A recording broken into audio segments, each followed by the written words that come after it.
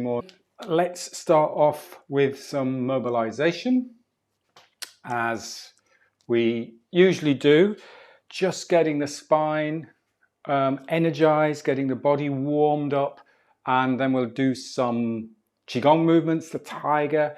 We're going to work particularly with the spine today, just to make sure that we get this nice movement, this nice wave movement through the spine as we're extending and flexing the spine. We'll also work a little bit more, as we did last week, on sort of like neck.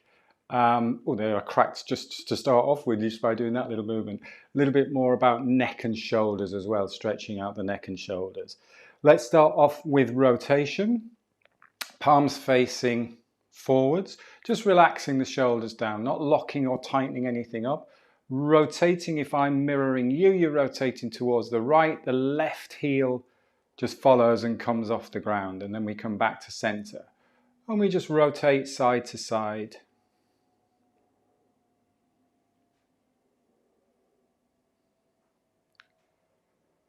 And just pay attention to your connection to the ground and that very, very subtle weight shift.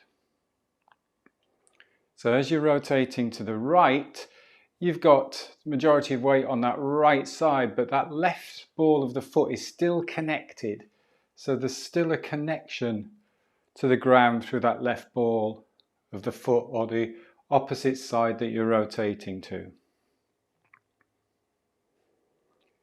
If you've got a little bit of bend in the knee, you'll feel that a spiraling motion through the hip, through the knee, and through the ankle. So there's a rotation in the hip, in the knee, and in the ankle. So just bring awareness to the lower body. You're very stable. So when you shift the weight, you're stable and grounded through the side that is taking the load, taking the weight.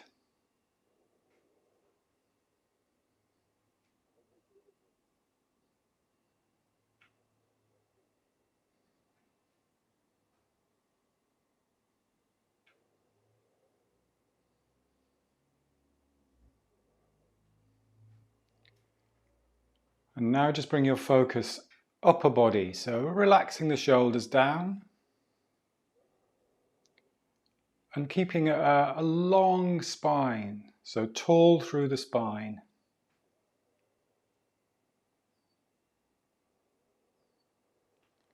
And tune in with your balance, so how are you balanced with that upper body?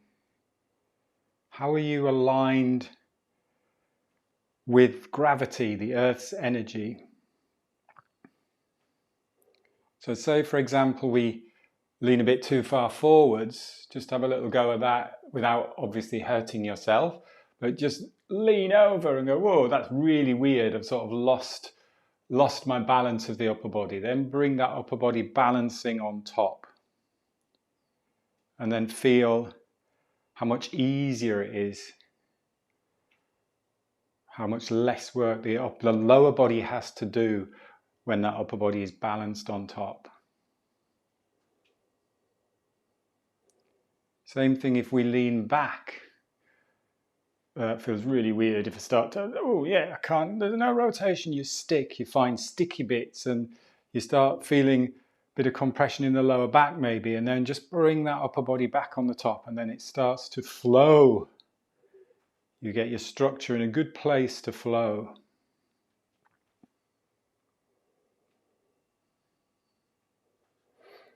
Then bring the arms down to about shoulder height, so you can go a little bit wider.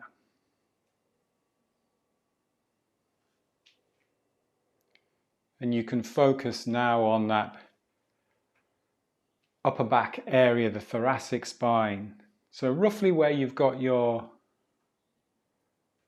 arm height, shoulder height, just feel the rotation in that upper back. And you can maybe just have a little bit of a glance behind you.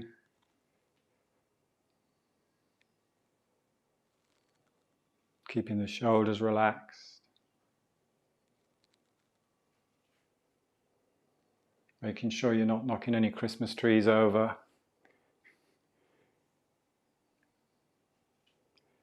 And then bring the arms down to about hip width. You can bend the knees a little bit more. And we can just focus a little bit more on the lower back.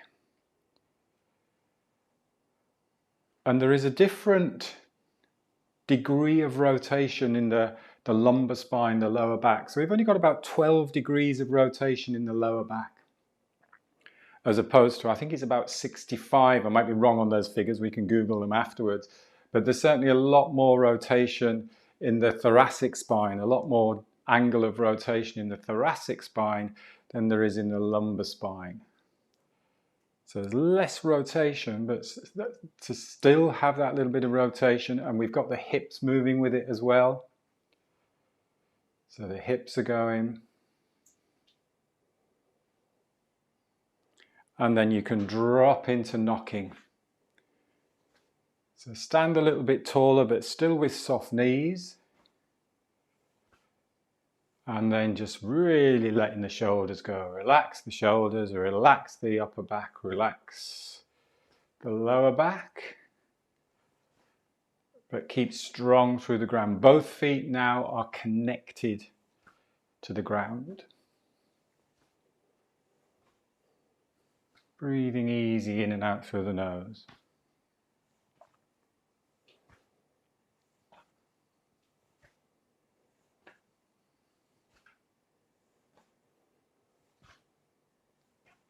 Tapping on the back of the body, so that hand is just tapping back. Back of the hand is just tapping, not tacking. Tapping lower back. These are pressure points in qigong, but just focus on bringing blood flow and awareness to those areas.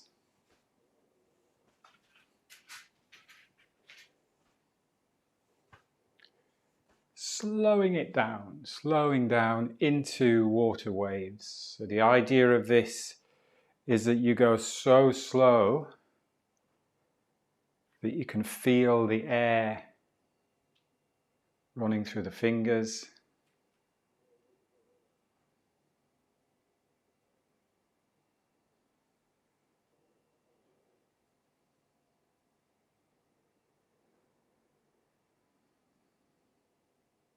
Shoulders relaxed. Softness in the elbows, a spiral movement through the whole body.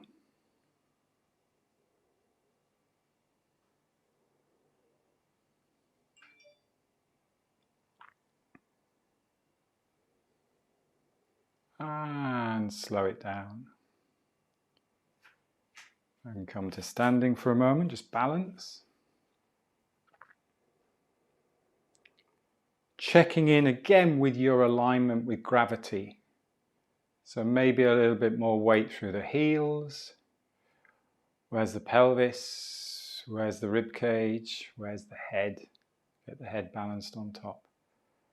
The idea in this standing posture is not to just be rigid, not to have to do loads and loads of work to be able to just stand in this standing upright posture.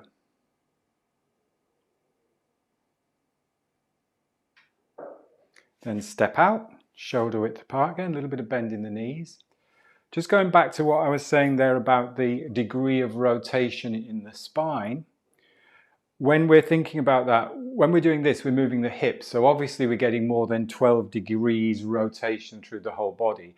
When we're looking at actual spine rotation, it's with the hips stable. So if somebody, or in a fixed position. So if somebody was holding my hips like this and I was to look around, that's when we're looking at about 12 degrees of rotation in the lower back, and then more rotation here in the upper back. So obviously, if the hips aren't moving, you're not going to get as much rotation as when you get the hips moving with you. But when you've got the hips moving, you've got the hips moving and the degree of rotation through the spine as well. So if you go to a physio, if they're checking your spine rotation, they will hold your hips and go, right, move move now, yeah. And then you're going to think, oh, I haven't got that much rotation when I do this, but you've got the hips and the legs coming into play when we're rotating like that. Spinal cord breathing. Just in our little chat on Zoom, we were just discussing a little bit more detail in this movement. We often just do warm-ups and things and sort of like don't think why we're doing exercises, or I'm just doing this to warm up. But all of these are really purposeful warm-up exercises.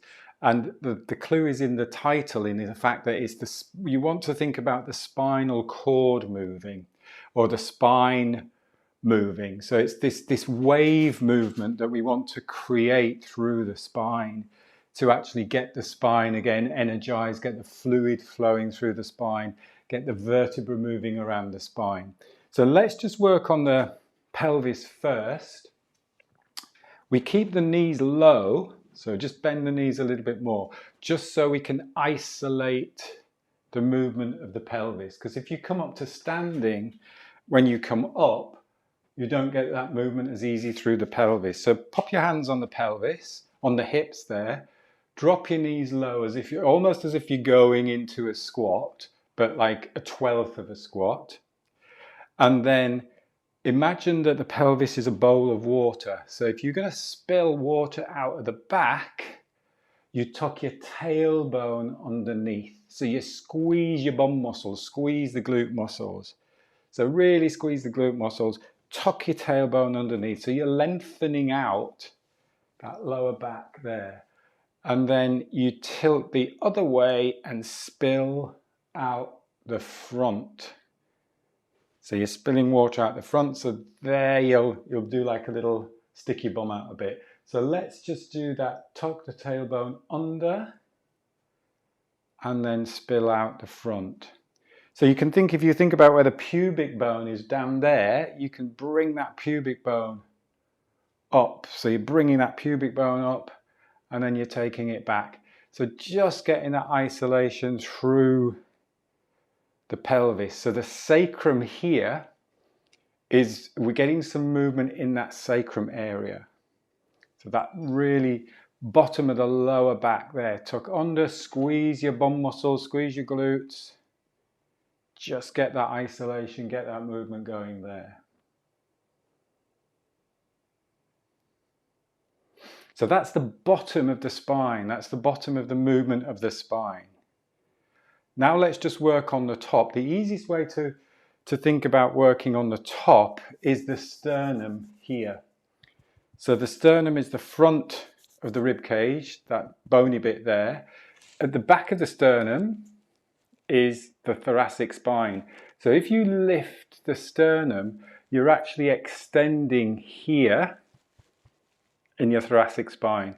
So I like to imagine that my neck, what angle am I on? Can you see me better there? I like to imagine that my neck starts from down here, sort of like in the middle of that thoracic spine. So when I'm looking up, I'm not just doing that, I'm not just bending my neck and having no movement here. I'm lifting the sternum and then looking up. So let's just see if we can get that movement where you are lifting the sternum and then looking down. So just get that movement going there. This is often more difficult because there's not as much movement as you have in the pelvis. And again, this thoracic spine is an area where we tend to get tight. So let's just get that movement, lifting the sternum and looking up. And then you're almost like tucking under here, bringing the ribs, I've just pressed in my diaphragm, bringing the ribs underneath like that. So just get that movement there. So we're moving from the spine, using the back muscles to get that spine moving.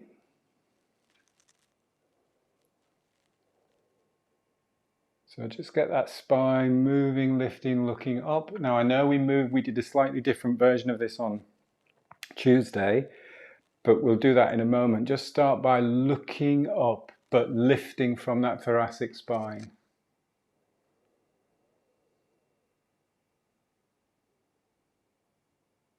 Couple more of those.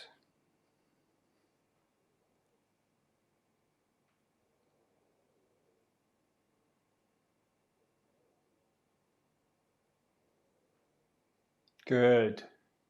And then take a rest. So even doing it without any arms and legs or any movement, you should hopefully start to feel some movement in that thoracic spine there. Now when we combine that together, we bend the knees a little bit more. I'll just step back so you can see. Bend the knees a little bit more.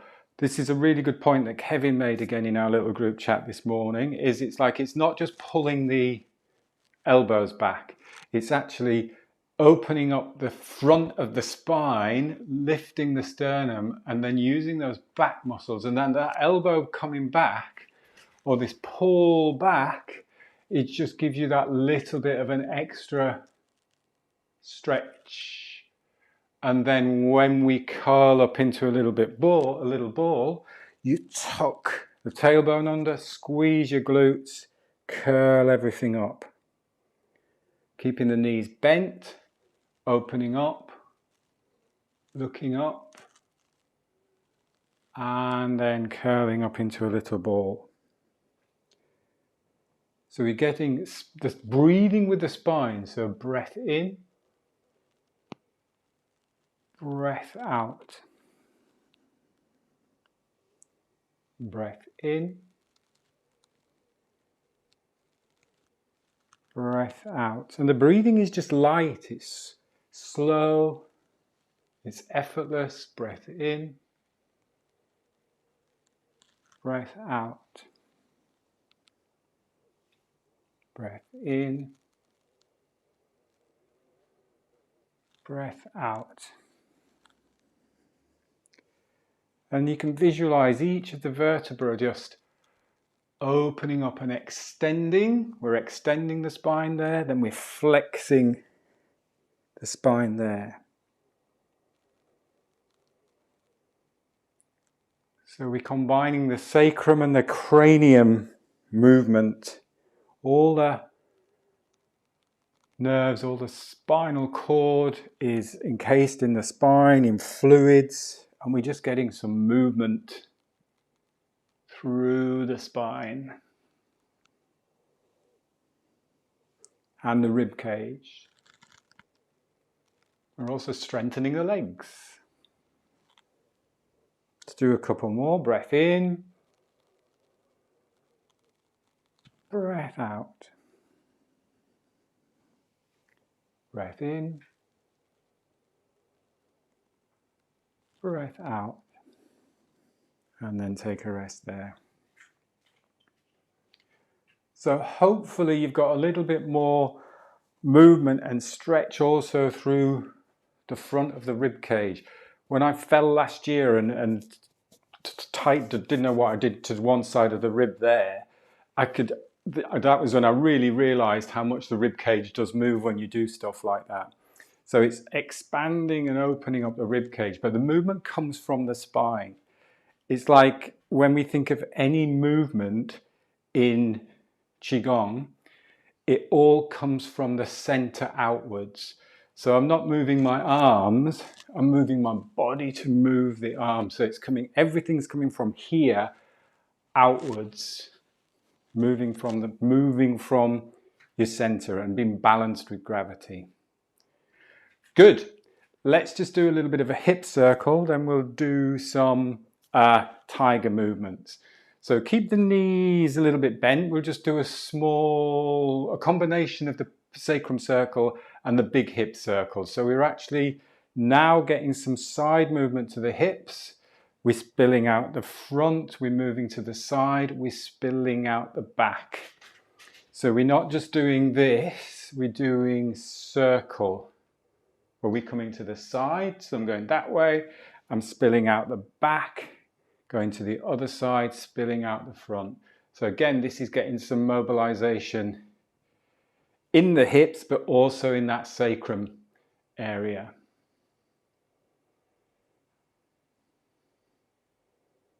Going in one direction.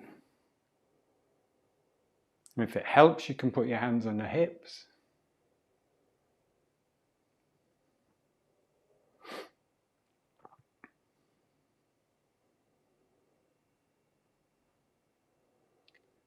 and then going in the other direction. So side, back, side, forwards. These are great to do because, again, if we're sitting a lot, if we get tight in the hip area, it all comes back to structure, getting the structure right and then getting the flow through that structure. So it's not just about loosening the hips or being really, really flexible. We need to be strong in the hips, but we also need to be mobile.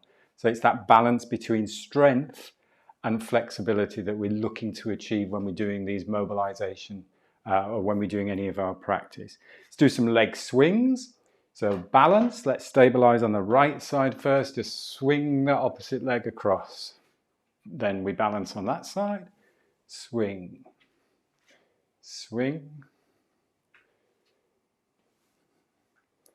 And the trick to this one is to focus on the leg you're balancing on. So I'm strong and stable on that side, that leg just flows. Strong and stable, I'm also tall. So it really does depend on where your upper body is. If your upper body is over here, you're going to fall over. If you're leaning back, you're going to fall over. So strong and stable.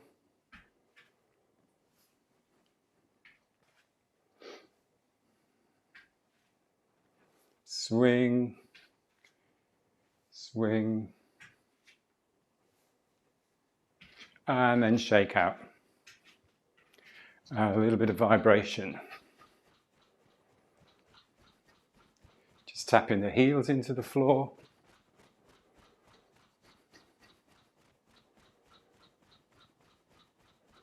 Letting the shoulders go. Shaking the arms. And nice full breath in, a sigh out. Satisfying sigh out. Breath in. And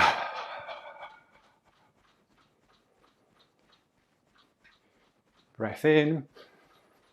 And then slow it down. Slow it down. Slow it down. Stand for a moment, just bringing palms facing forwards. Feel the tingling sensations.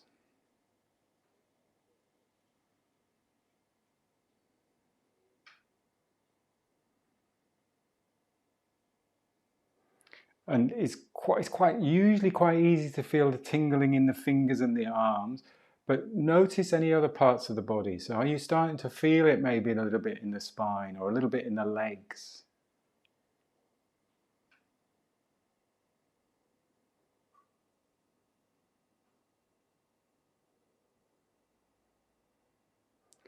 Bringing the palms up to the side, so pushing the wall away, or walls away. Step out so you're balanced and stable. Let's take our ear to shoulder.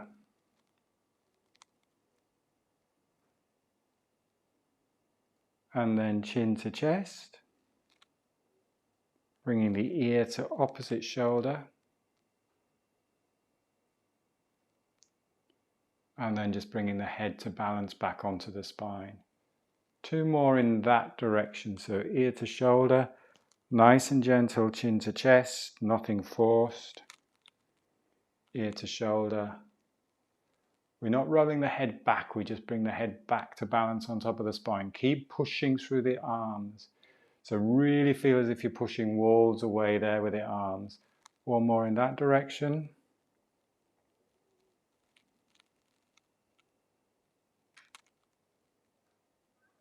And then we go the other way. So ear to shoulder.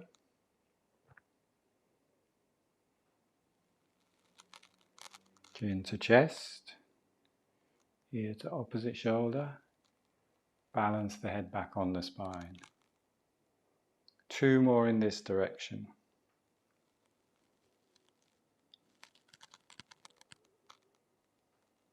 Nice and slow, just breathing easy. Keep pushing, keep the arms flexed up. Wrists flexed up, sorry. And then balance the head on top of the spine. And relax the arms. Now you should be feeling tingling sensations in the arms and you'll want to shake them out. So shake out again. Shake out, shake the shoulders out.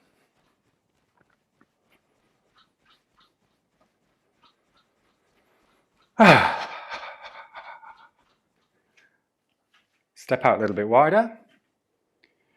Tiger start position. We go down, out, bounce and come back up. So I'm showing you in slow motion.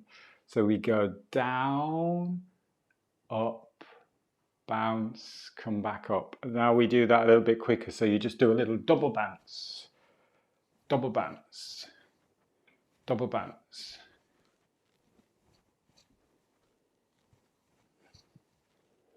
You can make a sound as well if you want to do a. It's great if you're playing with the kids. You could do this one. And you're getting a really good workout. So you start to feel your heart rate raising up a little bit. Feel the leg strength. And it's also a good way of releasing any tension, any stress. Just get it out of the body. Couple more.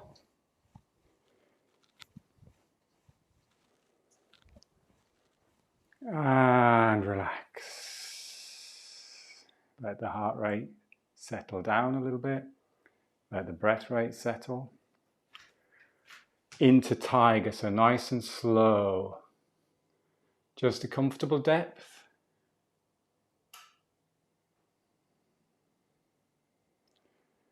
Now feel that spine wave. So as you're coming up, we're getting that little bit of spine wave as we were doing in the spinal cord breathing. Pushing through the heels as you come up. And then you get that little wave, spine, sternum lifts a little bit, and then we go back down.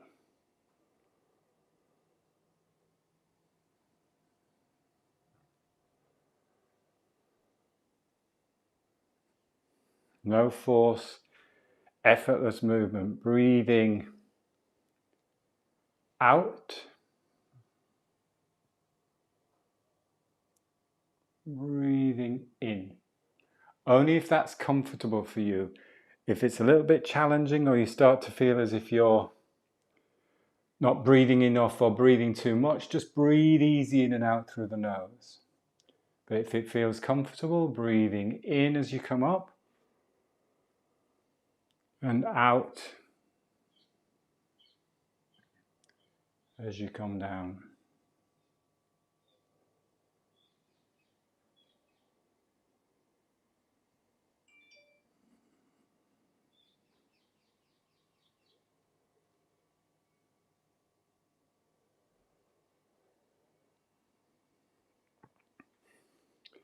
Now, if we're getting to a point where you can go low, you can rock onto your hands and just hold that position and just rocking onto the balls of the feet. If that's too uncomfortable, just come down so that you're resting your elbows on your thighs or your forearms on your thighs. And just hold that position, whichever position you choose. And just breathe into the back of the body. Release the shoulders a little bit.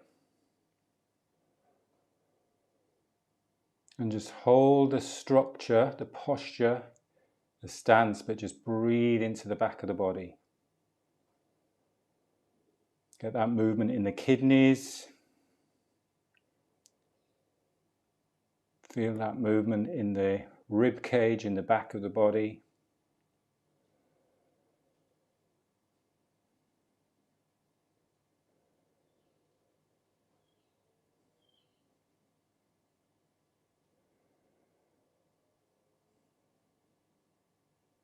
You'll feel the legs working, or if you're on the floor, you'll feel that combination of upper body and legs and hips working. And then push through the heels. If you're on the floor, rock back onto the heels. Push through the heels. Slowly roll up. And then just finish off with a couple of pulling down the sky.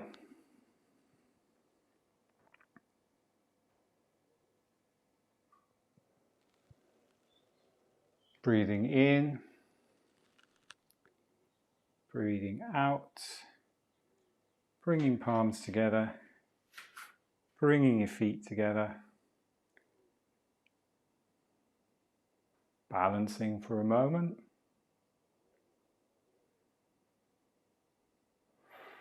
And then breath in, a little bit of stretch if you need a stretch, rubbing down the body, brushing down the legs, inside of the legs. And we will finish there. We broke that spinal cord breathing down a little bit, but some good points made there just in our little chat prior to the session on the Zoom. And it's quite important to get that movement because we want to feel whatever we're doing, there's that little bit of give in the spine, extending and flexing. So great, thanks for joining. Thanks for joining in today. I hope you have a fantastic weekend, and I will see you next week on Tuesday. Have a great time. Thank you. Bye. Bye-bye. Bye.